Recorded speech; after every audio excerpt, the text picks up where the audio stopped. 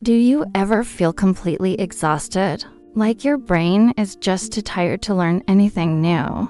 I get it. Life can be overwhelming, and sometimes all you want to do is lie down and rest. But what if I told you that you can improve your English even when you're feeling drained? Sounds impossible, right? Well, stick with me because today we're going to explore some super simple, zero-effort ways to learn English while giving your mind a much-needed break. This isn't about cramming grammar rules or memorizing long vocabulary lists. This is about gentle, passive learning that fits perfectly into your downtime. So, grab a comfy blanket, find your favorite spot on the couch, and let's get started. First up, let's talk about the power of listening. When you're tired, reading can feel like a chore. Your eyes might feel heavy, and the words just blur together. But listening, that's something you can do with your eyes closed. The key is to choose the right kind of audio. We're not talking about intense academic lectures or fast-paced news reports. We're looking for content that is calm, slow, and easy to follow. Think about English language podcasts designed for relaxation or sleep. There are amazing creators who make sleep stories with soft, soothing voices. They tell simple tales or describe peaceful scenes, like a walk through a forest or a day at the beach. As you listen, you're not actively trying to study. You're just letting the words wash over you. You'll naturally pick up new vocabulary, sentence structures, and the rhythm of spoken English, all while you're drifting off or just relaxing. It's like learning in your sleep, but even better because you're consciously choosing to rest. Try searching for sleep stories in English or calm English podcasts on your favorite audio app. You'll be surprised at how much you absorb without any effort at all. Another fantastic low-energy option is listening to ambient sounds with gentle conversations. Imagine the soft murmur of a coffee shop, the distant chatter at a library, or the quiet conversations in a park.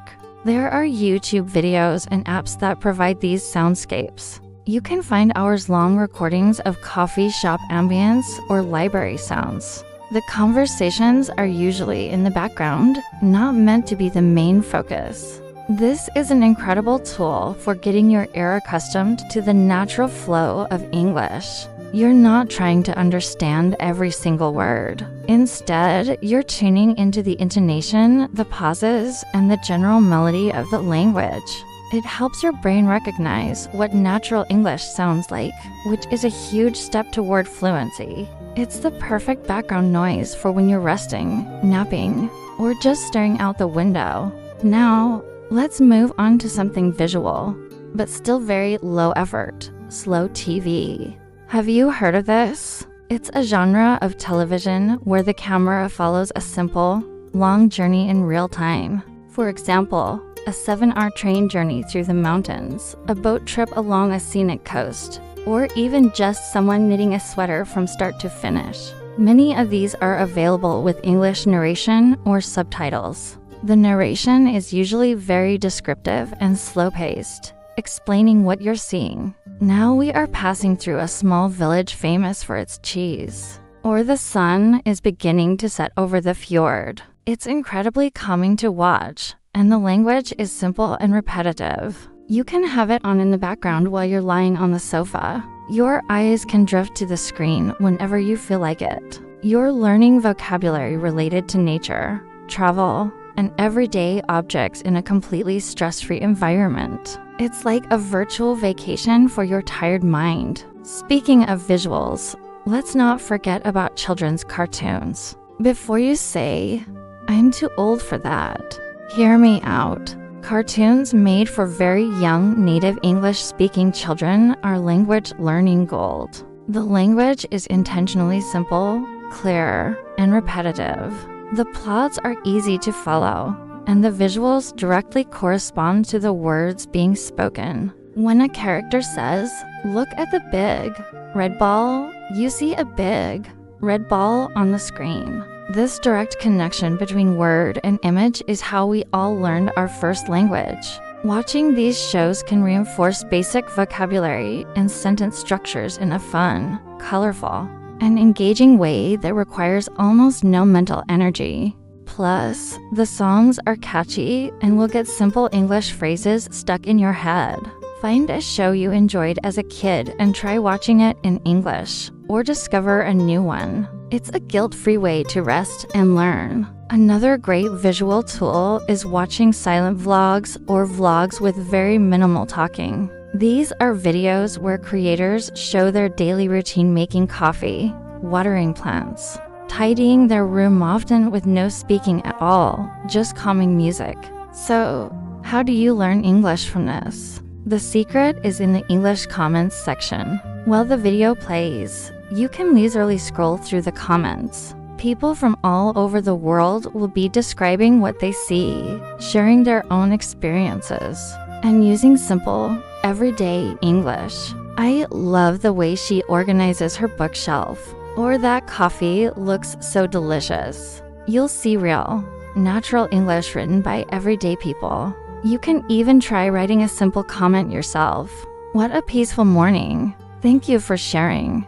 No pressure, just a simple way to engage with the language when you feel up to it. Let's also consider the power of music.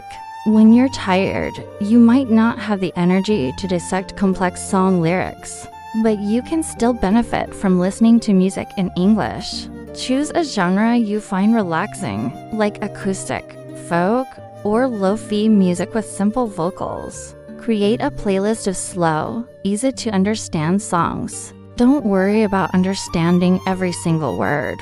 Just let the music and the voice be a soothing backdrop to your rest. As you listen to these songs over and over, you'll start to pick up phrases and expressions naturally. You can look up the lyrics later when you have more energy.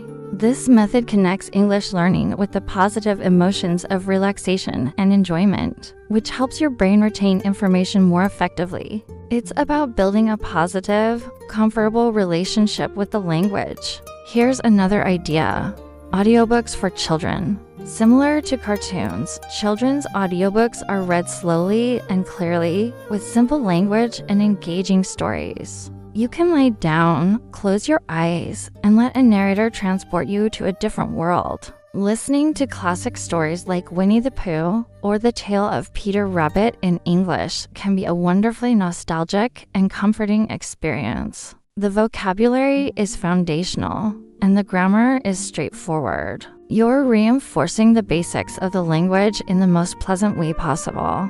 It's storytelling at its purest, and your brain will soak it all in without you even realizing you're studying. Finally, let's talk about changing the language settings on your devices. This might sound like it takes effort, but you can do it in stages. When you're feeling completely drained, maybe don't change your whole phone to English. But what about one app? An app you use for something fun and low stress, like a weather app or a simple game.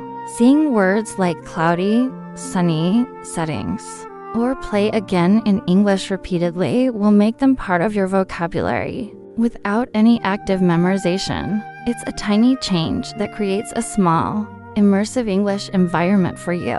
As you get more comfortable, you can change more apps and eventually your whole device. It's a gradual process you can control based on your energy levels. The main takeaway here is to be kind to yourself. Learning a language is a marathon, not a sprint. There will be days when you have lots of energy for active study, and there will be days when you need to rest. On those tired days, don't feel guilty about not studying. Instead, redefine what studying means. It can mean listening to a soothing story, watching a slow train journey, or just enjoying some calm music in English. By integrating the language into your moments of rest, you're creating a sustainable, long-term learning habit that works with your body's natural rhythms, not against them. You're proving to yourself that learning can be a form of self-care. So, the next time you feel that wave of exhaustion hit, remember these tips. Give your mind the break it deserves, and let a little bit of English gently flow in. You'll wake up from your rest not only feeling refreshed, but also a little more confident in your language journey. Thank you so much for spending this time with me. I hope these ideas help you find a peaceful way to learn. Don't forget to like and subscribe for more tips on learning English in a fun and stress-free way. See you in the next video.